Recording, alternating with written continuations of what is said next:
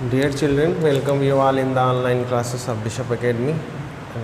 In the last class, we shall discuss about the energy stored in the inductor, which is half Li square. It's okay. Now we shall start LC oscillations, which is one of the most important topic of this chapter.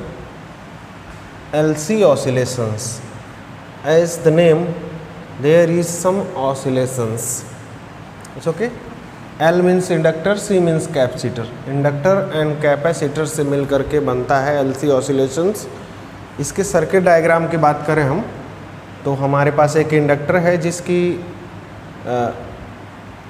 इंडक्टिविटी L है और एक capacitor है जिसकी capacitance जो है C है, हमने लिया है. और कैपेसिटर को एक एक्सटर्नल बैटरी से कनेक्ट कर दिया हमने. दो कीज़ यूज़ किए हैं हमने, K1 और K2. सबसे पहले K1 को हम ऑन कर देते हैं, K2 को ऑफ रखते हैं. K1 को जैसे ही हम ऑन करेंगे क्या होगा, यहाँ से बैटरी से ये कैपेसिटर क्या होना शुरू हो जाएगा, चार्ज होना शुरू हो जाएगा. यानी कि इस पर पॉजिटिव चार्ज आ जाएगा और इस पर नेगेटिव चार्ज अपीयर हो जाएगा. और ये तब तक चार्ज होता रहेगा जब तक कैपेसिटर अपनी कैपेसिटी के इक्विवेलेंट फुली चार्ज ना हो जाए. जैसे ही कैपेसिटर फुली चार्ज हो जाएगा तो हम इस K1 की को ऑफ कर देते हैं. ठीक है, की K1 को हमने क्या कर दिया, ऑफ कर दिया. कैपेसिटर अब हमारा फुली चार्ज है. अब हम K2 को ऑन करते हैं. ठीक है, K1 को ऑफ कर दिया हमने. इधर का सर्किट ये सिर्फ कैपेसिटर को चार्ज करने के लिए यूज़ किया गया. जैसे ही K2 को हम ऑन करेंगे तो होगा क्या, ये पॉजिटिव पोटेंशियल पर है, ये नेगेटिव पोटेंशियल पर है. तो यहाँ पर एक पोटेंशियल डिफरेंस क्रिएट होगा और उस पोटेंशियल डिफरेंस की वजह से इसमें एक करंट सेट हो जाएगा. यानी कि चार्ज का फ्लो स्टार्ट हो जाएगा. जैसे ही चार्ज फ्लो होकर के आएगा इंडक्टर में तो यहाँ पर क्या है, इंडक्टर चूँकि रिंग है, कॉयल है, तो इसके अक्रॉस मैग्नेटिक फील्ड क्रिएट होना शुरू हो जाएगा. जैसे जैसे चार्ज यहाँ से ट्रांसफ़र होकर के आएंगे तो यहाँ पर करंट बढ़ता जाएगा, इंक्रीजिंग करंट होगा इसमें. और जब करंट इंक्रीजिंग होगा तो कॉयल के अक्रॉस मैग्नेटिक फील्ड भी बढ़ने लगेगा. धीरे धीरे यहाँ पर मैग्नेटिक फील्ड क्या होगा, बढ़ने लगेगा.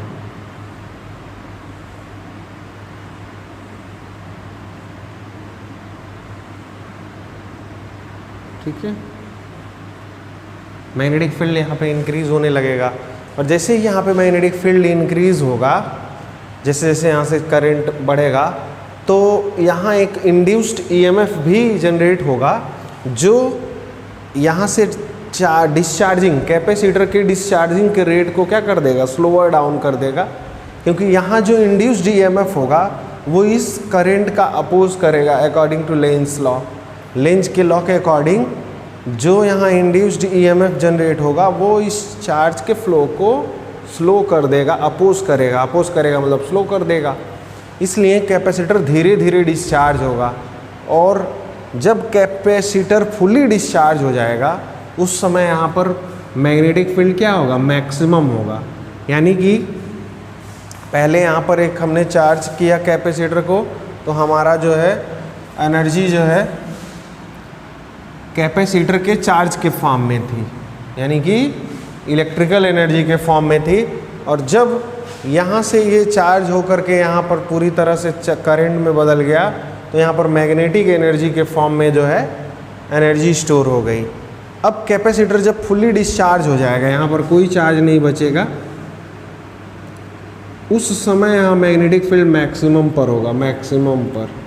ठीक, अब क्या होगा, ये मैग्नेटिक फील्ड ग्रेजुअली डिक्रीज होना शुरू हो जाएगा, कम होना शुरू हो जाएगा. और जैसे ही कम होगा तब भी इस कॉइल के अक्रॉस एक इंड्यूस्ड ईएमएफ जनरेट होगा. क्योंकि मैग्नेटिक फील्ड कम होगा तो मैग्नेटिक फ्लक्स भी चेंज होगा.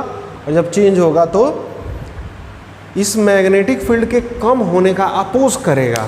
तो चाहेगा नहीं एक कॉइल की मैग्नेटिक फील्ड कम हो, इसलिए इसके कम होने का जो रेट है वो थोड़ा स्लोअर डाउन हो जाएगा. और इसके अपोजिट डायरेक्शन में एक करंट सेट हो जाएगा. जो करंट पहले जो इधर पॉजिटिव प्लेट था इसको निगेटिवली चार्ज कर देगा और इसको पॉजिटिवली चार्ज कर देगा। फिर से एक बार समझिए, जब मैग्नेटिक फील्ड यहाँ मैक्सिमम होगा और कैपेसिटर फुली डिस्चार्ज हो गया होगा, इसका मतलब अब इलेक्ट्रिकल एनर्जी मैग्नेटिक एनर्जी के फॉर्म में कन्वर्ट हो चुका है। अब यहाँ मैग्नेटिक फील्ड ग्रेजुअली डिक्रीज होना शुरू हो जाएगा। जैसे जैसे मैग्नेटिक फील्ड कम होगा, यहाँ पर एक इंड्यूस्ड ईएमएफ होगा जिसके करंट का डायरेक्शन अपोजिट होगा, यानी कि वो करंट का डायरेक्शन इधर की तरफ हो जाएगा। क्योंकि मैग्नेटिक फील्ड जब कम होगा तो यहाँ जो इंड्यूस्ड ईएमएफ जनरेट होगा वो मैग्नेटिक फील्ड को अपोज करेगा तो इसलिए मैग्नेटिक फील्ड अब धीरे धीरे डिक्रीज होना शुरू होगा और करंट आकर के फिर कैपेसिटर को क्या करना शुरू कर देगा, चार्ज शुरू कर देगा करना। अब जब यहाँ से मैग्नेटिक फील्ड पूरी तरह से ख़त्म हो जाएगा और ये आपका जो है आइडियल सर्किट है, यानी कि कोई भी रेजिस्टेंस नहीं है, ना ही कॉइल का ना ही वायर का, तो जितना का जितना यहाँ पर मैग्नेटिक फॉर्म में एनर्जी थी वो सारी के सारे इलेक्ट्रिकल के फॉर्म में आकर फिर कैपेसिटर को चार्ज कर देंगे और फिर जो है कैपेसिटर अब जो है फुली चार्ज हो जाएगा। तब यहाँ इंडक्टर अब जो है पूरी तरह से मैग्नेटिक फील्ड से फ्री हो गया है। फिर अब कैपेसिटर लीक करेगा, जाकर मैग्नेटिक फील्ड यहाँ बढ़ाएगा, फिर वो मैग्नेटिक फील्ड कन्वर्ट होकर आकर कैपेसिटर को चार्ज करेगा। इस तरह से एल और सी के बीच में, इंडक्टर और कैपेसिटर के बीच में इलेक्ट्रिकल एनर्जी और मैग्नेटिक एनर्जी का लगातार क्या होता रहता है, ट्रांसफ़र होता रहता है। और आपको पता है कि अगर एक एक टाइम पीरियड में एनर्जी का ट्रांसफ़र एक प्लेस से दूसरे प्लेस पर और दूसरे प्लेस से पहले प्लेस तक हो रहा है तो ऐसे सिस्टम को हम कहते हैं oscillations.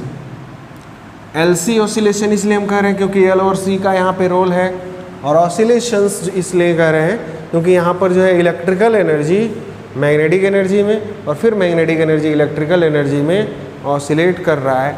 That's why this is called LC oscillations. It's okay. तो आपने ये समझ लिया कि एलसी ऑसिलेशंस क्या होता है और कैसे ये परफॉर्म करता है।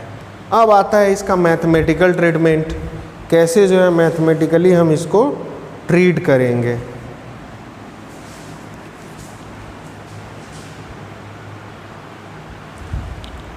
Now we shall study about mathematical treatment of LC oscillations, यानी एलसी ऑसिलेशन का मैथमेटिकल ट्रीटमेंट हमें करना है। तो हम यहाँ पे कंसीडर कर लेते हैं, let us consider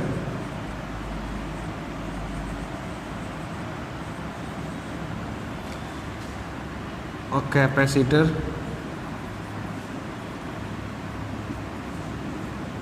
C is initially charged by a charge Q naught and connected to an inductor L, then जब एक चार्ज कैपेसिटर को इंडक्टर से कनेक्ट कर दिया जाएगा तो यहाँ से चार्ज का लीकेज शुरू हो जाएगा और वो इंडक्टर में चार्ज जाना शुरू हो जाएगा।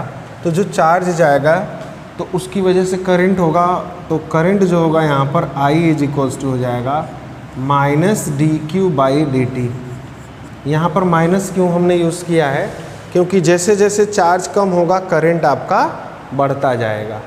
दोनों में रेसिप्रोकल रिलेशन है, एक बढ़ेगा तो दूसरा घटेगा, यानी चार्ज घटेगा तो करंट बढ़ेगा, करंट बढ़ रहा है तो चार्ज घटेगा। ठीक है।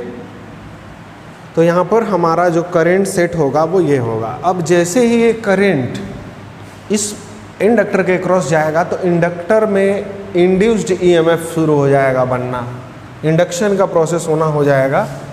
When current increases across inductor, then an EMF induced,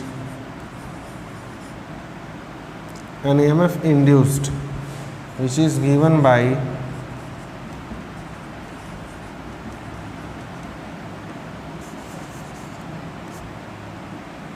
EMF जो इंड्यूस होगा वो हो जाएगा -L di/dt। इतना वोल्टेज जो है EMF का ये वो इंडक्टर के क्रॉस जनरेट होगा। ठीक है, यहाँ पर हम लिखते हैं since potential difference across capacitor at any instant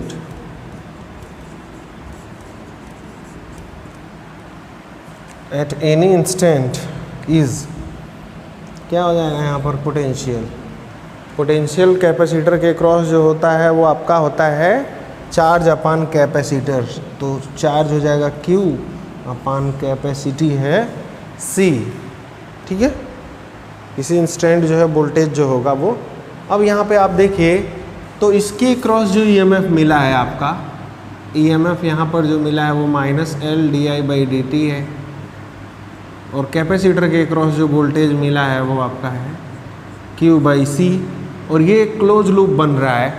तो KVL यूज़ कर लेंगे हम, यूजिंग KVL वी हैव, यहाँ पर अगर हम KVL यूज़ करें तो हम क्या पाएंगे कि जो टोटल वोल्टेज होगा इस लूप के क्रॉस वो 0 होगा। पहला वोल्टेज है इंडक्टर के क्रॉस जो है di/dt, प्लस दूसरा है Q/C equals to 0। Total voltage KVL कहता है किसी क्लोज पास में जो टोटल वोल्टेज होता है वो हमेशा 0 होता है। तो हमने इसको 0 रख लिया। ठीक है, अब यहाँ पर I के प्लेस पर हम यहाँ से -dq/dt पुट कर देते हैं। तो माइनस एक पहले से ही है, I के प्लेस पे माइनस जब पुट करेंगे तो हो जाएगा +L d, I के प्लेस पे पुट करेंगे हम d/dt लिख लेते हैं पहले ही, I के प्लेस पे पुट कर देंगे हम dq/dt, और इसमें जो माइनस था वो हमने इसको प्लस पहले ही कर लिया है, प्लस Q/C इक्वल्स टू 0, या इसको हम लिख सकते हैं L d2q upon dt2 plus Q/C equals to 0। यहाँ L से डिवाइड कर दिया जाए दोनों ही साइड में तो हमें मिल जाएगा d2q upon dt2 plus Q upon LC equals to 0। इसको हम इक्वेशन नंबर 1 नोट कर लेते हैं। अब जो है सिंपल हार्मोनिक मोशन का इक्वेशन अगर हम लिखें, since the equation of SHM is given by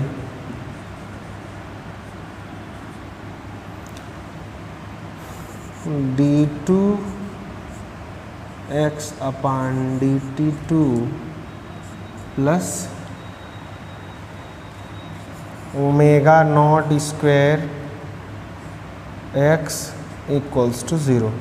देखिए ये सिंपल हार्मोनिक मोशन का इक्वेशन होता है डिस्प्लेसमेंट के केस में, x जहाँ डिस्प्लेसमेंट है। तो ये एक सिंपल हार्मोनिक इक्वेशन है। इसको अगर हम इक्वेशन नंबर 2 लिखें और दोनों को इक्वेट करें तो यहाँ पर हम लिखेंगे इक्वेटिंग इक्वेशन 1 एंड 2। 1 और 2 को इक्वेट किया जाए तो देख रहे हैं हम यहाँ पे चार्ज है तो यहाँ डिस्प्लेसमेंट है।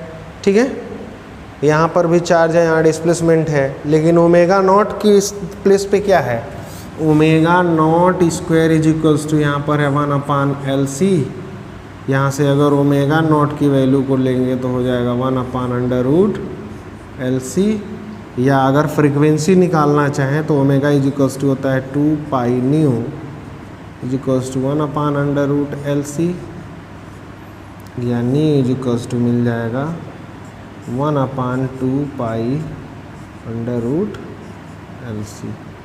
तो एक सिंपल LC ऑसिलेशन का फ्रीक्वेंसी हमने कैलकुलेट कर लिया है, फ्रीक्वेंसी का फॉर्मूला जो कि रेजोनेंस फ्रीक्वेंसी के इक्वल है। Omega naught is equals to 1/√LC या nu equals to 1/2 pi √LC, यानी कि एक LC ऑसिलेशन शो करते हुए इलेक्ट्रॉनिक बॉडी का जो फ्रीक्वेंसी होगा वो आपका 1/2 पाई √LC के इक्वल होगा। It's okay. तो इस तरह से हमने जो है LC ऑसिलेशन का फ्रीक्वेंसी कैलकुलेट कर लिया है। ये आपका जो है मैथमेटिकल ट्रीटमेंट है जिसमें हम फ्रीक्वेंसी पता करते हैं LC ऑसिलेशन का। आपसे इसमें LC ऑसिलेशन पूछा जाता है तो उसका फिगर जो हमसे पहले ड्रॉ किए थे उसको ड्रॉ करके उसको पूरी तरह से एक्सप्लेन कर देंगे आपकी कैसे जो है इलेक्ट्रिकल एनर्जी, मैग्नेटिक एनर्जी और इलेक्ट्रिकल एनर्जी के बीच में लगातार ट्रांसफ़र होता रहता है पीरियोडिकली। और फिर हमने जो है यहाँ पर एक इक्वेशन निकाला जिसका इक्वेशन बिल्कुल सिंपल हार्मोनिक मोशन के इक्वेशन से बिल्कुल मैच कर रहा है, और इस ग्राउंड पर हमने फ्रीक्वेंसी कैलकुलेट किया तो फ्रीक्वेंसी 1/2 पाई √L/C मिल गया। तो इस तरह से फ्रीक्वेंसी का एक्सप्रेशन पूछा जाता है। It's okay. Now if you have any doubt regarding this class you can ask on Google classroom और WhatsApp group. Assignment related to this topic will be uploaded on the Google classroom. Thank you, have a nice day.